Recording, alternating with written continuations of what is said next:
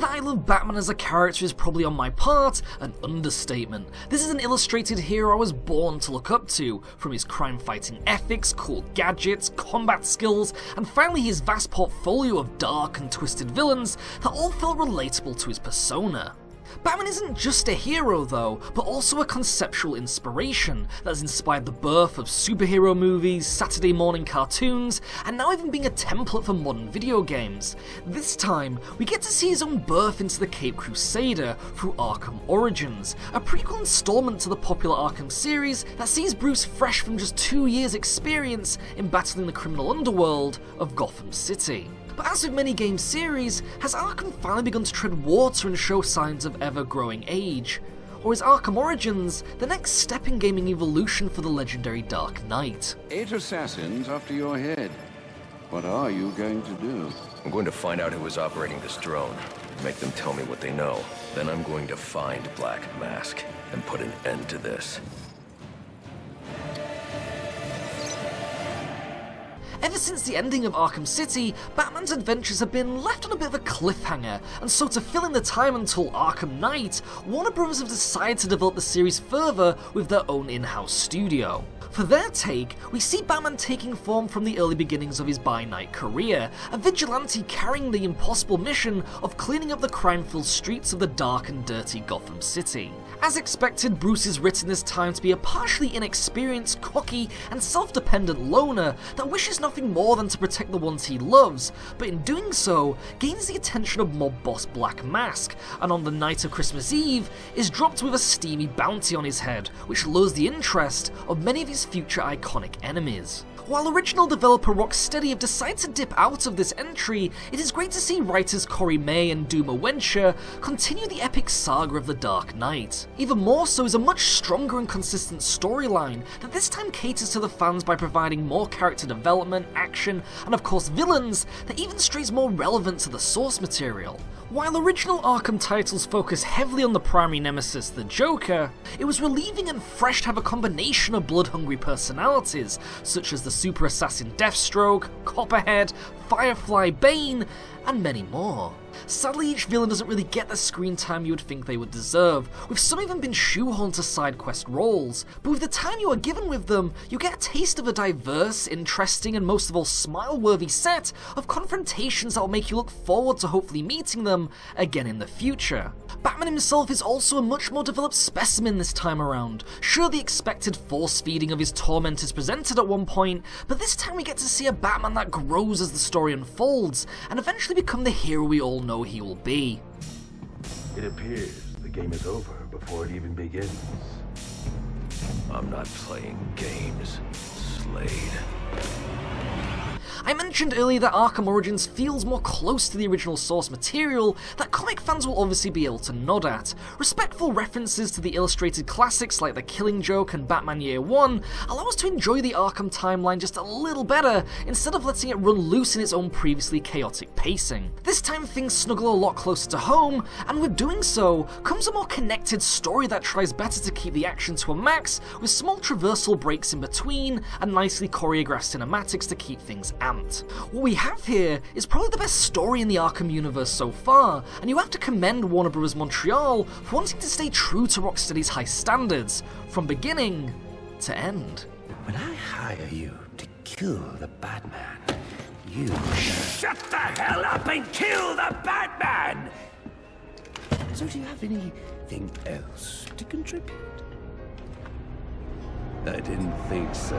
Arkham games aren't known mainly for their high-end storylines though. As expected, the much-loved accessibility of Arkham Asylum's combat system is back once again. This even includes a much more raw fighting style from Batman, which is nodding to his inexperience as the Caped Crusader at the moment. This means he is more relentless to the extent of fighting like a gorilla. The stylish fighting is still there though, with tons of combo animations along with special finishing moves and counters to look just as awesome as ever.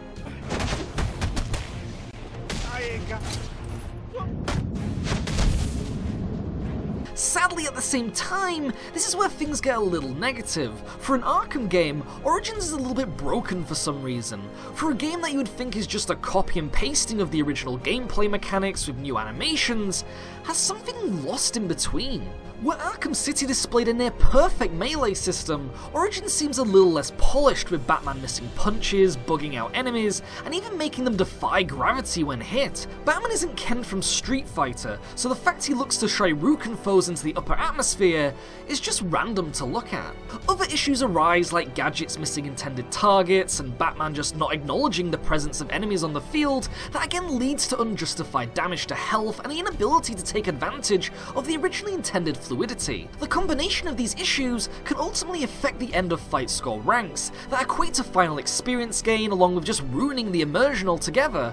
By the third game, this shouldn't be a problem, and it just shows a lack of polish and respect for consumer standards. Thankfully, it is generally an uncommon occurrence, but it will still stick in the back of your mind. Apart from close-range punch fests, you'll also see the return of another popular feature in Arkham's Variety Pack, known as Predator Mode. Batman, as before, must stalk and grapple his way around an enclosed room, while silently taking down enemies in a number of opportune ways, and as expected, it is just as fun as originally conceived.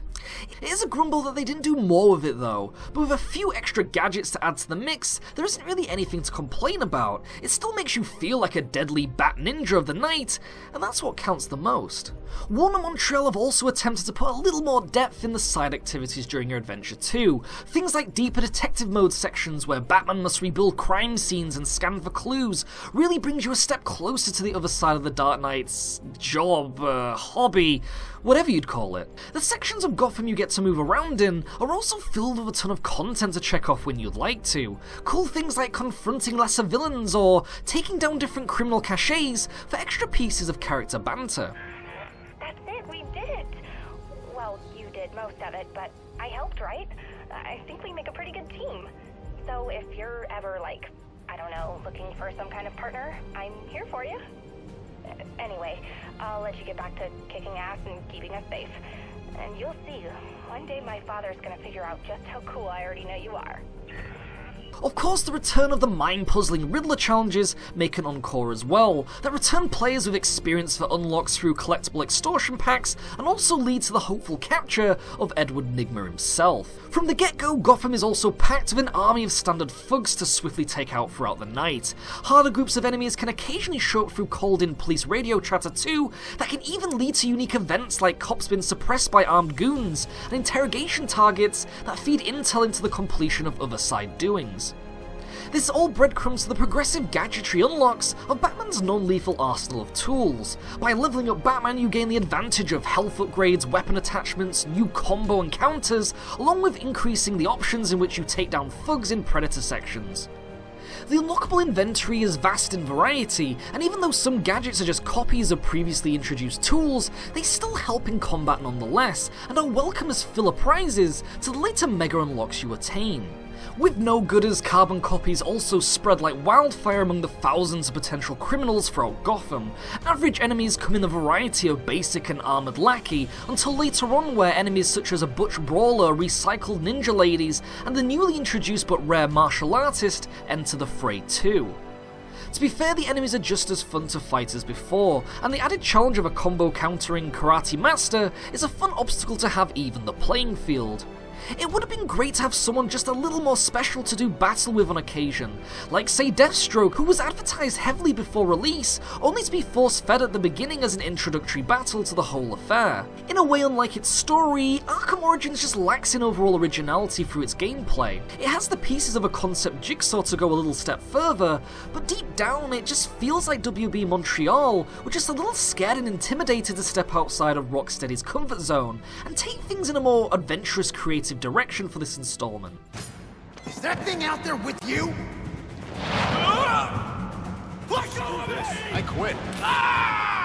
Actually though, the same can't be said for Arkham's first edition of multiplayer, which sees the civil war breaking out between the gang members of Musclebound Bane and murderous maniac the Joker. My previous employees, dear boys, they try their best, but they're just thugs, street punks, not the brightest or the best. But you, why, you're a cut above. You're my elite. With you, I can take down Bane and the Bat. Both teams consist of a total of 4 players that individually control their own customized gang member, complete with different unlockable clothing, weapon, and ability options. In the middle is a player-controlled duo of Batman and Robin, which pits the three teams warring for dominance of the field, where gangs win by decreasing respawn lives, while heroes fill up a style gauge when doing Predator takedowns. The match has become a heated, intense scenario, and in a way it becomes way more exciting to play as a goon, just for the fact that at any moment a Cape Crusader may jump out the shadows and snatch you. It really gives a change of perspective that works incredibly well to its own benefit, and I hope to see it more again in the future.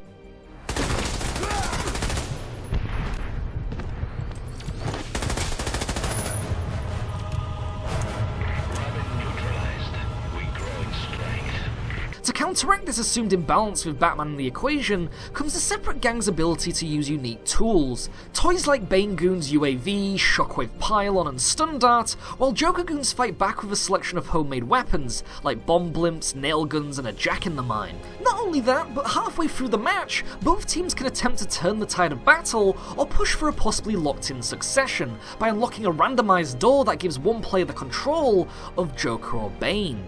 These Uber characters then enter the field with incredibly powerful weapons and increased durability that will take a team of players to work together to take down. It's all really well thought out stuff that ultimately suffers from assisting developers splash damages per experience at creating games. The multiplayer, even after months of release time, still suffers from disconnects, poor matchmaking, and the occasional character reset.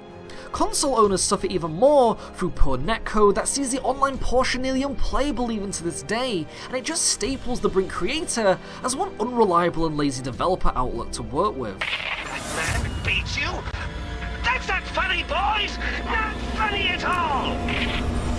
To finally top things off is the expected and appreciated mix of challenge mode maps that allow Batman enthusiasts to battle for checklist trophies and experience through a number of Predator mode and normal fight phase obstacle courses. This then transfers back to the main campaign, where accumulated XP can be used for further upgrades if need be, and for some players, it will keep them busy for a few extra weeks as well.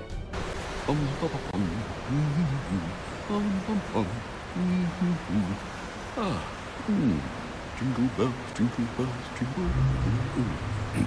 The Arkham series has benefited greatly from the PC as a gaming platform. Mouse clickers can rejoice just like before in seeing Origins in DX11 high-performance graphics that really brings Gotham City and its denizens alive. This time Batman is traversing a much more snowy wonderland, and so seeing the snowflakes fall upon his cowl and just watching the footprints being made in the white sugar is gratefully appreciated as attention to detail. As Batman, you will find yourself wandering a number of industrial environments that light up perfectly no matter the situation. It's grimy, dark, and bleak, and that's how this world should be. Characters also consist of a really high model detail, even though created in a very dated Unreal Engine. Small details like the damage to Batman's suit or just the extra focus given to the boss villains makes everything feel alive and loved by the developers.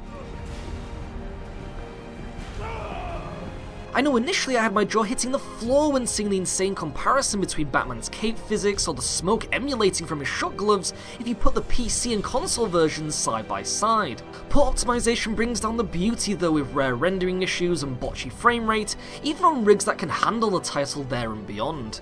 Pre-rendered cutscenes take a turn for the worse on occasion too, through poor compression that really ruins the storytelling cinematics, and this isn't something we should be seeing in this day and age. For what is let down in clunky visual evidence is slightly made up for in Origins' sound and music. The OST reeks of heavy inspiration from the Batman animated series and Nolan trilogy, which isn't really a bad thing, but at times feels to its core like an obvious rip-off rather than something new and unique. In its vocals, voice talent surpasses that of the original installments this time around, even with many of the original voice cast not returning. Roger Smith does a serviceable portrayal as Bruce Wayne and his alter ego, but as with many of his roles, sounds a little too familiar to his Chris Redfield outing.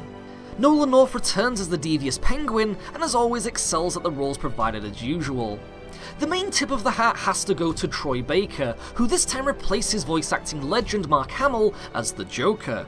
Troy not only near replicates Hamill's version, but also in a way makes it his own that instead of giving jingles of the much-loved classic, now feels in a way renewed and energized, and of course the laugh is just as creepy as ever.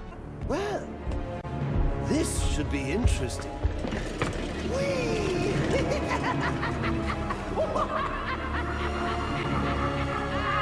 Arkham Origins is a very well written good time that lets players get to know the Dark Knight they all love. WB Montreal sadly makes the game suffer from a number of obvious bugs and poorly optimised polish, along with the curse of developer splash damage, tainting a multiplayer component that could have gone so far in the series. The game is still playable, and it is indeed fun, but this isn't the gameplay excellence we have seen from previous titles.